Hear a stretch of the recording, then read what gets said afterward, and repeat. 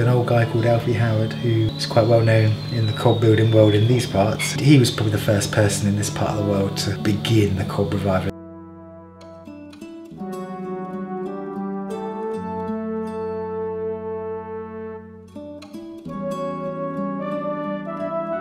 In 1936, they got a church wall, and over the years, the weather had put paint down. He come down, and they insisted that he had to be put back as he was before, because he was listed.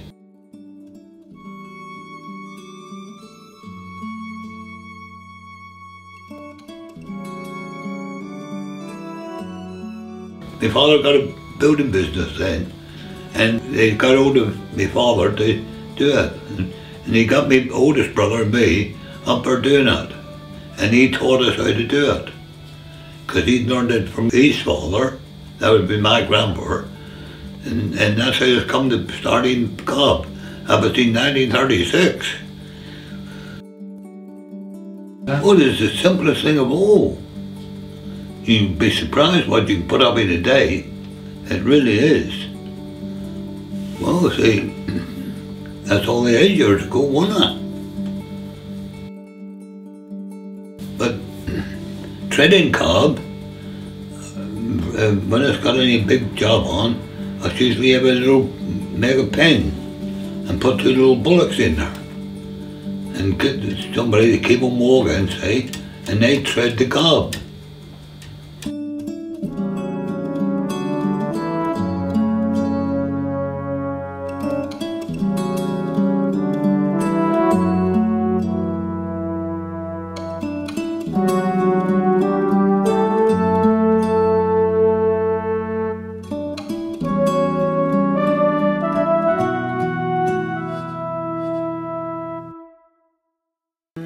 It was a very different and quite a sobering experience coming back here and working on that project, because it's very different.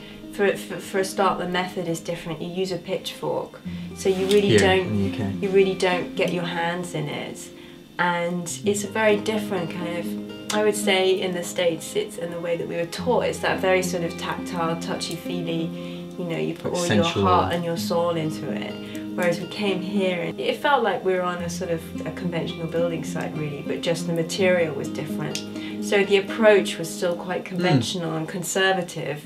It was just a different material. But I come from this history of tradition instead of from a new wave of a new movement. Let's use this as an eco-material.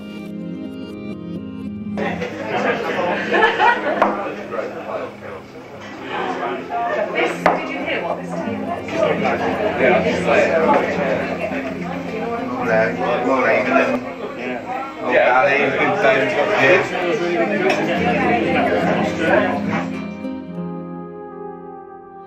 So we're literally, with a pitchfork, taking big scoops from the pile and placing it onto the wall and positioning it, scooping it, positioning it. So we're not actually using our hands, we're actually using a utensil, a tool, to actually pick it up and do that. We find that it's much quicker, but you don't have the same interaction that you normally would, you know, with actually picking it up with your hands and mixing it by your feet. You know, it's a different connection that you have with the material.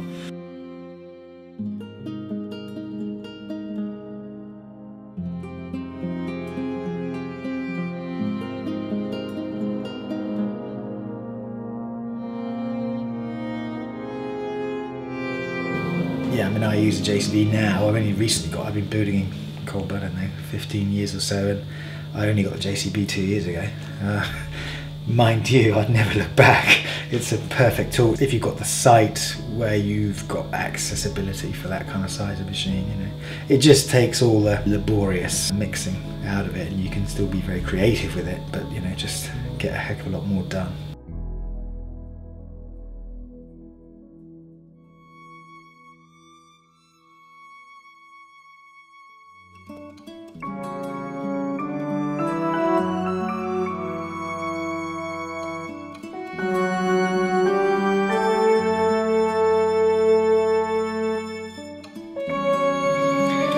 Well, this whole structure has been designed by an engineer, or at least, you know, I might have designed it, but he's checked it all. He's designed all the beam sizes.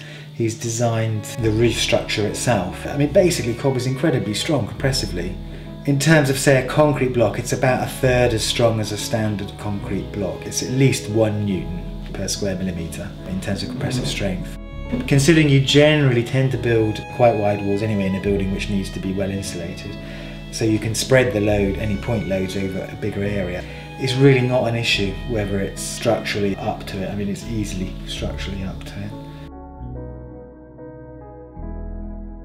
Sites are very expensive in this part of the world, so you kind of have to make the most of a site to make it economically viable. I mean, this house here, you know, you're £1 million house. They're very valuable properties in this part of the world, really.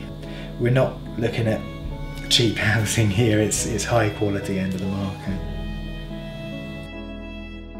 I come at it because I think it's just a great material to use, you know, and a more satisfying way to build, and something I can feel happy with to leave behind, you know. But I also think it's quite important to be part of the mainstream and bring it in, because it's taken more seriously by everybody then. Working away, doing very simple building techniques, and somehow I got this award from the Queen, and she invited us to come to Buckingham Palace, and so we spent the evening at Buckingham Palace. She just said that she was very interested in what we're doing and reviving traditional skills and traditional crafts. People who are dealing with hierarchy and people who are in governmental system and building system, you know, they do sort of perk up a bit if they know that we're dealing with those sort of people. You know, they'll take it a bit more seriously, especially when it comes to building codes and things like that.